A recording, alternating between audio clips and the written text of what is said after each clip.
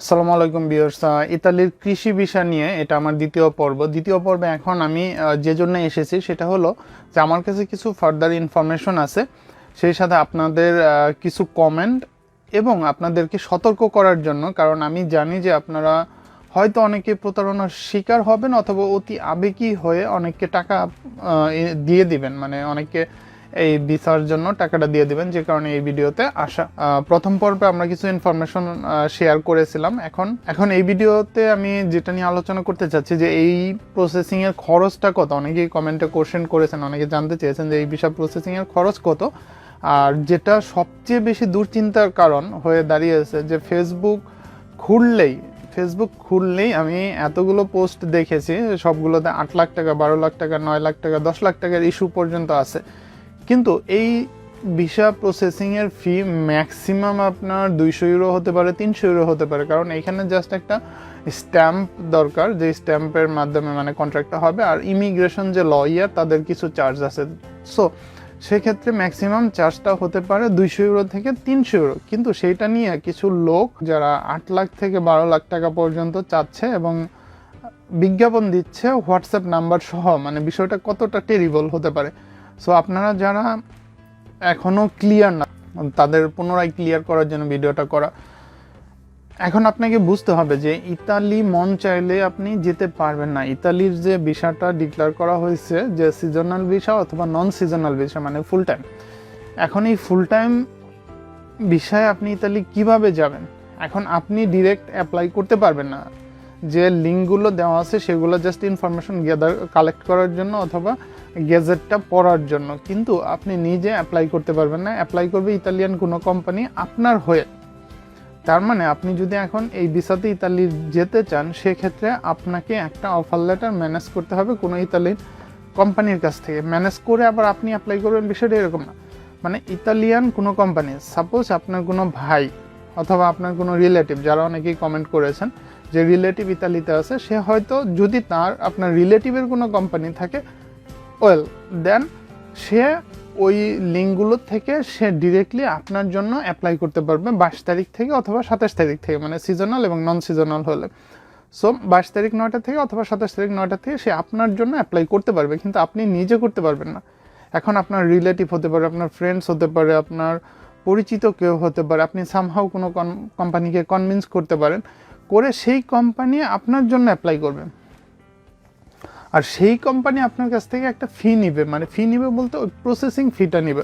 হয়তো তার processing fee maximum 200 থেকে 300 ইউরো, মানে 20 থেকে 30 হাজার টাকার মতো খরচ হবে। সে হয়তো আপনার কাছ থেকে 500 ইউরো নিতে পারে, 700 ইউরো নিতে পারে, মানে হয়তো 50,000 60,000 টাকা নিতে পারে, যেটা লজিক্যাল। কিন্তু কেউ যদি আপনার কাছে 8 লাখ টাকা যায়, কেউ যদি আপনার কাছে মানে 3 লাখ টাকা 5 লাখ টাকা এখন অ্যাডভান্স চায় আর আপনি সেটা দিয়ে দেন, মানে আমি বলবো যে পৃথিবীর সবচেয়ে যে বোকামির কাজটা, সেই কাজটাই আপনি করে ফেললেন এবং আপনি স্বেচ্ছায় গিয়ে প্রতারিত হচ্ছেন। বিষয়টা এরকম। এখন আমি আবারও সতর্ক করতেছি, এই ভিসা প্রসেসিং খরচ ম্যাক্সিমাম 300 ইউরো, ম্যাক্সিমাম 30,000 থেকে 40,000 টাকা। এর জন্য কেউ অতি আবেগী হয়ে কাউকে টাকা দিবেন না, কারো কিছু করার নাই। হ্যাঁ, যদি কারো ইতালিতে কোম্পানি থাকে সেক্ষেত্রে সে আপনার জন্য কিছু করতে পারবে, কিন্তু আপনাকে কনফার্ম হতে হবে যে সেই কোম্পানির রেপুটেশন কেমন, সেই কোম্পানির ইতালিতে কোনো ক্লেম আছে কিনা, অথবা ইতালিতে যেমন আমরা অনেকেই করে থাকে, বিশেষ করে আমি দেখেছি অনেক এশিয়ান, আমি হয়তো কান্ট্রিগুলোর নাম বলতেছি না, যেমন জার্মানিতেই আছে যারা মানে ট্যাক্স ফাঁকি দেয় আর প্রতি বছর এটা নিয়ে হিউজ জরিমানা খায়, তাদের কোম্পানিগুলো বন্ধ হয়ে যায়। সো এই ধরনের কোনো ক্লেম আছে কিনা সেগুলো আপনাদের জানতে হবে। মানে আমরা আপনাকে যেটা করতে পারবো, যে জানাতে পারবো, সতর্ক করতে পারবো। যেন অনেকে আমাকে রিকোয়েস্ট করেছেন, হোয়াটসঅ্যাপ নাম্বার দিয়ে দিচ্ছেন। এখন আমি তো প্রসেসিং করব না, আমি তো আপনাদের অ্যাপ্লাই করে দিব না। আমার কাজ হলো আপনাদের ইনফরমেশন দেওয়া, আপনাদেরকে এক সুযোগ সম্পর্কে জানানো, আপনাদেরকে স্কোপগুলো দেখিয়ে দেওয়া, কিন্তু আপনাদেরকে আমি অ্যাপ্লাই করে দিব বিষয়টা এরকম না। হ্যাঁ, আপনারা কমেন্ট করলে আমার জানা থাকলে আমি কমেন্টের রিপ্লাই দিয়ে দেই, জাস্ট এতটুকুই। কিন্তু আপনারা যদি এখন কাউকে টাকা দিয়ে দেন, 2 লাখ 5 লাখ টাকা 10 লাখ টাকা দিয়ে দেন, তাহলে আপনারা সত্যিই প্রতারিত হবেন, সত্যি মানে অনেক বড় একটা লস খাবেন। আর আমি আগের ভিডিওতেও বলেছি যে আপনি সিজনাল জব করে 8 লাখ টাকা ইনকাম করতে পারবেন না, আপনি কেন একজনকে এই টাকাটা দিবেন? আর যেটা 2 বছরের কন্ট্রাক্ট, আমরা জানি জার্মানিতে একজন লোক হয়তো ফুল টাইম জব করলে মাসে 1 লাখ থেকে 1,20,000 টাকা ইনকাম করতে পারে, কিন্তু ইতালির বিষয়টা কিন্তু জার্মানির মতো না। ইতালির ইনকাম জার্মানি থেকে অনেক কম। সো এই ইস্যুগুলো মাথায় রাখতে হবে। আর যদি ইতালিয়ান কোনো কোম্পানি আপনার হয়ে অ্যাপ্লাই করে দেয়, সেক্ষেত্রে আপনি আসতে পারবেন।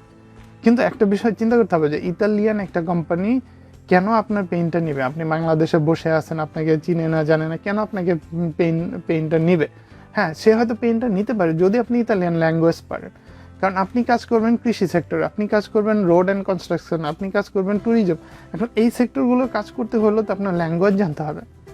এখন আপনি ধরেন বাংলাদেশের লো এডুকেটেড একজন লোক, হয়তো আপনার এডুকেশন লেভেলটা ওই লেভেলে না, তো সেক্ষেত্রে কিন্তু আপনি ল্যাঙ্গুয়েজ জানেন না, হয়তো আপনাকে কেউ মিসগাইড করবে, আপনার মগজ ধুলাই করবে, আপনি হয়তো তাকে টাকাটা দিয়ে দিবেন, কিন্তু দেওয়ার আগে একটু চিন্তা করে দিবেন যে আপনি ইতালি চাইলেই আসতে পারবেন না, কারণ এখানকার ল্যাঙ্গুয়েজ না জানলে ইতালিয়ান একটা কোম্পানি আপনার উপরে ইনভেস্ট করবে না। হ্যাঁ, যদি আপনাকে দিয়ে তার কাজটা হয়, মানে তার পারপাসটা ফুলফিল হয়, সেক্ষেত্রে সে আপনার উপরে ইনভেস্ট করবে। কিছু আমি সামারি করে কনক্রিট বলে দিচ্ছি। প্রথমত, আপনারা নিজে নিজে বাংলাদেশে বসে অ্যাপ্লাই করতে পারবেন না। আর দ্বিতীয়ত হলো এই ভিসা প্রসেসিংয়ের খরচ ম্যাক্সিমাম 20 থেকে 30,000 টাকা হবে বাংলাদেশি টাকায় যদি আমি বলি। আর তৃতীয়ত হলো যে আপনার যদি পরিচিত জন কেউ ইতালিতে থাকে, তারা ইতালিতে থাকলে না, হয়তো ইতালিতে যদি তার কোনো কোম্পানি থাকে, সে আপনার জন্য কিছু করতে পারবে। আর অথবা আপনার পরিচিত জন কোনো কোম্পানিতে রিকোয়েস্ট করে হয়তো তাকে দিয়ে অ্যাপ্লাই করতে পারবে। কিন্তু এইখানেও একটু চিন্তা করে দেখুন, এটা কিন্তু অনেকটা লটারির মতো। এখন নিবে হলো কতজন? আপনার 30,850। আর 30,850-এর জন্য আমার বাংলাদেশ থেকেই হয়তো 10 লাখ অ্যাপ্লিকেশন পড়তে পারে, মানে এখন যে অবস্থায় চলে যাচ্ছে। আর সারা বিশ্ব থেকে হয়তো অ্যাপ্লিকেশন অনেক পড়ে যাবে। সো সেক্ষেত্রে আসলে কার ভিসাটা হবে কার হবে না কেউ জানে না। এবং এটার মেয়াদ হলো ডিসেম্বর পর্যন্ত। ডিসেম্বরের পরে এখন কবে নাগাদ এই রেজাল্টটা পাবলিশ করবে সেটাও ঠিক নেই, হয়তো আগামী বছর মিডল চলে যেতে পারে। আর আপনি যদি এখনই কাউকে 2 লাখ 5 লাখ টাকা দিয়ে দেন, মানে এটা হবে খুবই বোকামি, বড় ধরনের একটা বোকামি। আমি এখনও রিকোয়েস্ট করতেছি, দয়া করে কাউকে টাকা দিবেন না। আপনার যদি আমি যে তথ্যগুলো দিলাম এগুলো যদি সব ম্যাচ করে, সব পয়েন্ট টু পয়েন্ট মিলে যায়, আপনি যদি বুঝতে পারেন সে লিগ্যাল, সেক্ষেত্রে আপনি একমাত্র তাকে নমিনাল কিছু টাকা দিতে পারেন, সেটাও হয়তো 20-50 হাজার টাকার বেশি না, যেটা হলো তার খরচ হবে, সেই খরচের টাকাটা আপনি দিতে পারেন। আর এর বাইরে কেউ যদি আপনার কাছে দাবি করে, তাহলে বুঝতে হবে সে একজন প্রতারক, সে ফ্রড, সে জাস্ট আপনাকে নিয়ে প্লে করতেছে, সে আপনার সাথে প্রতারণা করতেছে। সো আমার ভিডিওর উদ্দেশ্যই ছিল যে আপনাদের সতর্ক করা, আপনারা যেন ভুল পথে পা না বাড়ান। কারণ অনেক কষ্ট করে মানুষ বিদেশ আসে, অনেক কষ্ট করে টাকাগুলো অ্যারেঞ্জ করে বিদেশ আসার স্বপ্ন দেখে। এখন যখন আপনার স্বপ্ন ভঙ্গটা হয়ে যাবে, তখন আপনার যেমন দুঃখ কষ্টের শেষ থাকবে না, সেই সাথে আপনার ফ্যামিলির যে আদার্স লোকগুলো, তারাও কিন্তু এটার ভুক্তভোগী হবে। সো আপনি ডিসিশন নেওয়ার আগে আরেকবার ভাবুন। বাংলাদেশে আপনি আছেন, অবশ্যই আপনি ভালো আছেন, আমি মনে করি যে ওখানে আপনি খারাপ নেই, কিন্তু এখন একটা স্বপ্ন যদি পূরণ করতে গিয়ে টোটাল ফ্যামিলিটাকে ডিজাস্টার করে ফেলেন, তাহলে খুবই দুঃখজনক হবে। সো ধীরে সুস্থে বুঝে শুনে কমেন্ট করুন, বুঝে শুনে তারপরে আপনি সিদ্ধান্তটা নিন। অনেকেই আমার চ্যানেলে আমার কাছে পরামর্শ চায় অনেক বিষয়ে, যেমন আমি জার্মানি শুতে অনেকেই পরামর্শ চায় যে যেমন অনেকেই কমেন্ট করে যে ওনাকে আমি 8 লাখ টাকা দিব কিনা, এইভাবে আমাকে জার্মানি নিয়ে যেতে চাচ্ছে।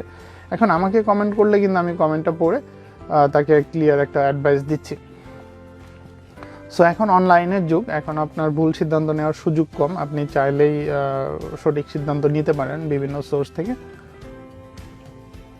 সো তাহলে আশা করি যে আপনারা প্রতারিত হবেন না, ভুল পথে পা বাড়াবেন না, আর আবেগে অথবা অতি আবেগী হয়ে কাউকে টাকা দিবেন না। এটাই ছিল আমার আজকের ভিডিও, যে আপনাদের সতর্ক করা এবং পুনরায় রিমাইন্ডার দেওয়া। সো আপনারা আশা করি ভালো থাকবেন, সাবধানে থাকবেন এবং সেই সাথে জেনে বুঝে তারপর আপনি সিদ্ধান্তটা নেবেন।